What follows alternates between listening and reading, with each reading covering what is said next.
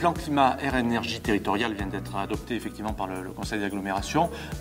C'est l'aboutissement d'une démarche qui a démarré il y a 2 ans. Provence-Alpes Agglomération a été le premier territoire de la région à s'engager dans l'élaboration d'un plan climat. Alors, le plan climat, c'est quoi?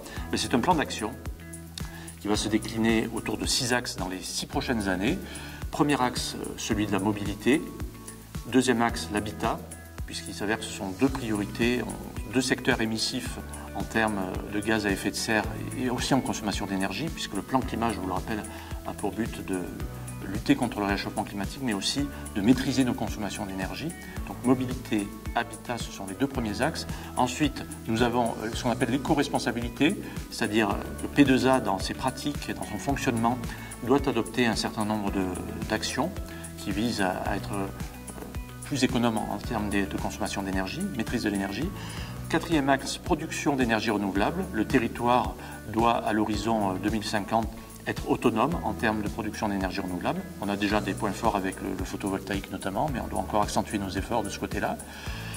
Nous avons également un volet sur l'accompagnement des acteurs économiques dans cette transition énergétique, c'est-à-dire les acteurs du territoire qui s'engagent dans la transition énergétique, et notamment en ce qui nous concerne le tourisme, nous avons un certain nombre d'actions qui sont prévues. Et puis, nous avons un volet, c'est le dernier axe, qui concerne l'adaptation au changement climatique, au regard notamment des menaces qui pèsent sur la biodiversité, les risques naturels aussi avec le risque d'incendie. Voilà, c'est autour de ces 6 axes que le plan climat, air, énergie territoriale va s'articuler dans les 6 années qui viennent, un plan pour 2020-2025, avec la participation de tous les acteurs du territoire. 49 actions déclinées en 6 axes dans les 6 ans qui viennent. Aujourd'hui, ce plan est approuvé.